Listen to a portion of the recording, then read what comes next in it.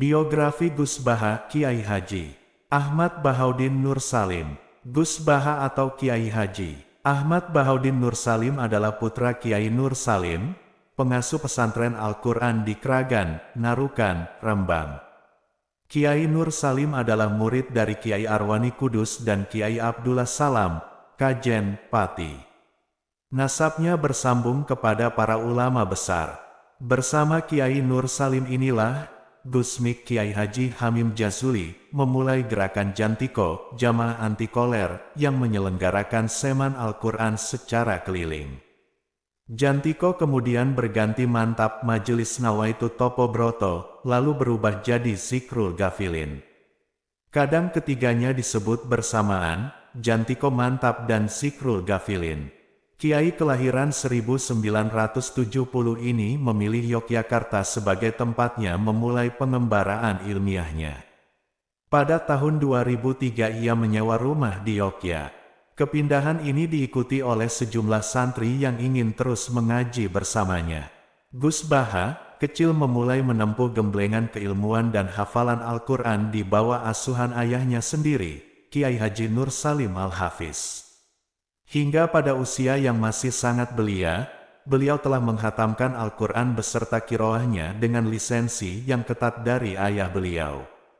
Memang, karakteristik bacaan dari murid-murid Mbah Arwani menerapkan keketatan dalam tajwid dan makhorijul huruf. Menginjak usia remaja, Kiai Nur Salim menitipkan Gus Baha untuk mondok dan berkhidmat kepada Syaikhina Kiai Haji Maimoen Zubair di Pondok Pesantren Al-Anwar Karangmangu, Sarang, Rembang, sekitar 10 km arah timur Narukan. Di Al-Anwar inilah beliau terlihat sangat menonjol dalam fan-fan ilmu syariat seperti fikih, hadits dan tafsir. Hal ini terbukti dari beberapa amanat prestisius keilmiahan yang diemban oleh beliau selama mondok di Al-Anwar, seperti Rois Fatul Muin dan Ketua Ma'arif di jajaran kepengurusan pesantren Al-Anwar. Saat mondok di Al-Anwar ini pula beliau menghatamkan hafalan Sahih Muslim lengkap dengan matan, rawi dan sanadnya. Selain Sahih Muslim beliau juga menghatamkan hafalan kitab Fatul Muin dan kitab-kitab gramatika Arab seperti Imriti dan Alfiyah Ibnu Malik. Menurut sebuah riwayat, dari sekian banyak hafalan beliau tersebut menjadikan beliau sebagai santri pertama Al-Anwar yang memegang rekor hafalan terbanyak di era beliau. Bahkan tiap-tiap musyawarah yang akan beliau ikuti akan serta-merta ditolak oleh kawan-kawan, sebab beliau dianggap tidak berada pada level santri pada umumnya karena kedalaman ilmu, keluasan wawasan dan banyaknya hafalan beliau. Selain menonjol dengan keilmuannya, beliau juga sosok santri yang dekat dengan kiainya. Dalam berbagai kesempatan, beliau sering mendampingi guru beliau Syaikhina Maimoen Zubair untuk berbagai keperluan. Mulai dari sekedar berbincang santai, hingga urusan mencari takbir dan menerima tamu-tamu ulama besar yang berkunjung ke Al-Anwar. Hingga beliau dijuluki sebagai santri kesayangan Syaikhina Maimoen Zubair. Pernah pada suatu ketika beliau dipanggil untuk mencarikan takbir tentang suatu persoalan oleh Syaikhina. Karena saking cepatnya takbir itu ditemukan tanpa membuka dahulu referensi kitab yang dimaksud, hingga Syaikhina pun terharu dan ngendikan, "Iyo ha, koe pancen cerdas tenan, iya ha, kamu memang benar-benar cerdas." Selain itu Gus Baha juga kerap dijadikan contoh teladan oleh Syaikhina saat memberikan mawaidh di berbagai kesempatan tentang profil santri ideal. Santri tenan iku yo koyo Baha, iku. Santri yang sebenarnya itu ya seperti Baha, itu, begitu kurang lebih ngendikan Syaikhina. Dalam riwayat pendidikan beliau, semenjak kecil hingga beliau mengasuh pesantren warisan ayahnya sekarang, beliau hanya mengenyam pendidikan dari dua pesantren, yakni pesantren ayahnya sendiri di Desa Narukan dan pesantren Al-Anwar Karangmangu, Rembang. Pernah suatu ketika ayahnya menawarkan kepada beliau untuk mondok di Rusoifah atau Yaman, namun beliau lebih memilih untuk tetap di Indonesia, berkhidmat kepada alma maternya Madrasah Ghazaliyah Syafi'iyah PP. Al-Anwar dan pesantrennya sendiri LP3IA.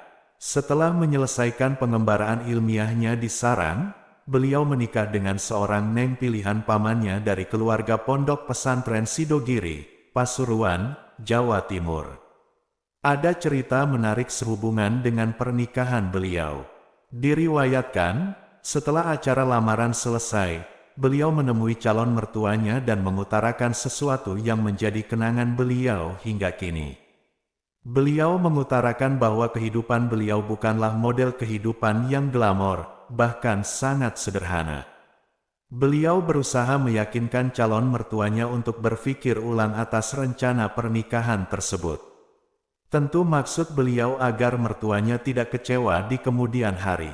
Mertuanya hanya tersenyum dan menyatakan, "Klop, alias sami mawon kali kulo." Kesederhanaan beliau ini dibuktikan saat beliau berangkat ke pesantren Sidogiri untuk melangsungkan upacara akad nikah yang telah ditentukan waktunya. Beliau berangkat sendiri ke Pasuruan dengan menumpang bus regular alias bus biasa kelas ekonomi. Berangkat dari Pandangan menuju Surabaya, selanjutnya disambung bus kedua menuju Pasuruan. Kesederhanaan beliau bukanlah sebuah kebetulan, namun merupakan hasil didikan ayahnya semenjak kecil. Beliau hidup sederhana bukan karena keluarga beliau miskin. Dari silsilah keluarga beliau dari pihak ibu, atau lebih tepatnya lingkungan keluarga di mana beliau diasuh semenjak kecil, tiada satu keluarga pun yang miskin. Bahkan kakek beliau dari jalur ibu merupakan juragan tanah di desanya. Saat dikonfirmasi oleh penulis perihal kesederhanaan beliau menyatakan bahwa hal tersebut merupakan karakter keluarga Quran yang dipegang erat sejak zaman leluhurnya. Bahkan salah satu wasiat dari ayahnya adalah agar beliau menghindari keinginan untuk menjadi manusia mulia dari pandangan keumuman makhluk atau lingkungannya. Hal inilah yang hingga kini mewarnai kepribadian dan kehidupan beliau sehari-hari. Setelah menikah beliau mencoba hidup mandiri dengan keluarga barunya. Beliau menetap di Yogyakarta sejak 2003. Selama di Yogyakarta, beliau menyewa rumah untuk ditempati keluarga kecil beliau, berpindah dari satu lokasi ke lokasi lain. Semenjak beliau hijrah ke Yogyakarta, banyak santri-santri beliau di Karangmangu yang merasa kehilangan induknya. Hingga pada akhirnya mereka menyusul beliau ke Yogyakarta dan urunan atau patungan untuk menyewa rumah di dekat rumah beliau. Tiada tujuan lain selain untuk tetap bisa mengaji kepada beliau. Ada sekitar 5 atau 7 santri Mutahorijin Al-Anwar maupun MGS yang ikut beliau ke Yogyakarta saat itu. Saat di Yogyakarta inilah kemudian banyak masyarakat sekitar beliau yang akhirnya minta ikut ngaji kepada beliau. Pada tahun 2005 ayah beliau Kiai Haji Nur Salim jatuh sakit. Beliau pulang sementara waktu untuk ikut merawat ayah beliau bersama keempat saudaranya. Namun siapa sangka, beberapa bulan kemudian Kiai Nur Salim wafat. Gus Baha tidak dapat lagi meneruskan perjuangannya di Yogyakarta sebab beliau diamanai oleh ayah beliau untuk melanjutkan tongkat estafet kepengasuhan di LP3IA Narukan. Banyak yang merasa kehilangan atas kepulangan beliau ke Narukan. Akhirnya para santri beliau pun sowan dan meminta beliau kerso kembali ke Yogyakarta. Hingga pada gilirannya beliau bersedia namun hanya 1 bulan sekali, dan itu berjalan hingga kini.